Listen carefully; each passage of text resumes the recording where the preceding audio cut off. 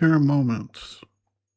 We call them sacred or magical or some other word to describe the special and unusual nature of the experience. It could be a quiet walk in an old-growth forest, or it could be a quiet moment under a vast star-studded sky, or a moment when the heart suddenly opens and we feel a sense of love and oneness with the entire creation. We may see flowers radiating their inner sense of beauty, or we may see the divinity in each object of nature. Some individuals report the experience of the spiritual presence when they return to consciousness from a near-death experience, and they open their eyes with a new sense of wonder and a depth of understanding they had previously not consciously known. However it comes, we suddenly have a glimpse, for a moment, of the inner spiritual presence in the entire existence of which we are a participant. A disciple asks, "Sweet Mother, is there a spiritual being in everybody?"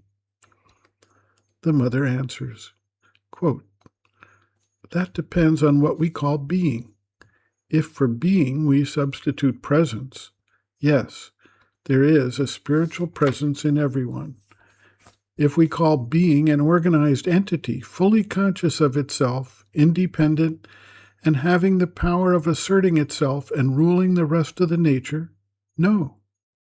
The possibility of this independent and all-powerful being is in everybody, but the realization is the result of long efforts which sometimes extend over many lives.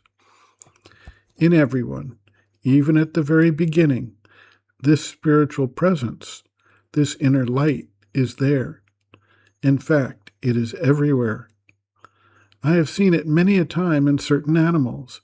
It is like a shining point, which is the basis of a certain control and protection, something which, even in half-consciousness, makes possible a certain harmony with the rest of creation, so that irreparable catastrophes may not be constant and general. Without this presence, the disorder created by the violences and passions of the vital would be so great that at any moment they could bring about a general catastrophe, a sort of total destruction which would prevent the progress of nature.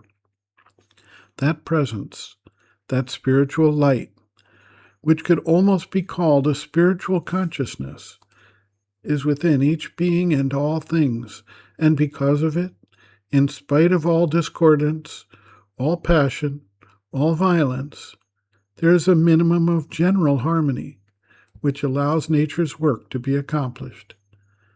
And this presence becomes quite obvious in the human being, even the most rudimentary, even in the most monstrous human being, in one who gives the impression of being an incarnation of a devil or a monster.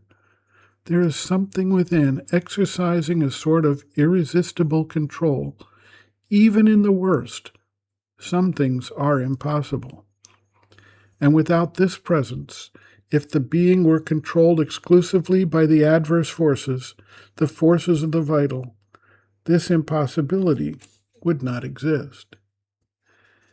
Each time a wave of these monstrous adverse forces sweeps over the earth, one feels that nothing can ever stop the disorder and horror from spreading, and always, at a certain time, unexpectedly and inexplicably, a control intervenes, and the wave is arrested.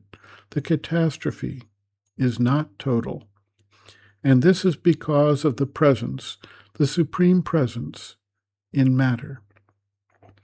But only in a few exceptional beings, and after a long, very long work of preparation extending over many, many lives, does this presence change into a conscious, independent, fully organized being, all-powerful master of his dwelling place, conscious enough, powerful enough, to be able to control not only this dwelling, but what surrounds it, and in a field of radiation and action that is more and more extensive and effective. End quote.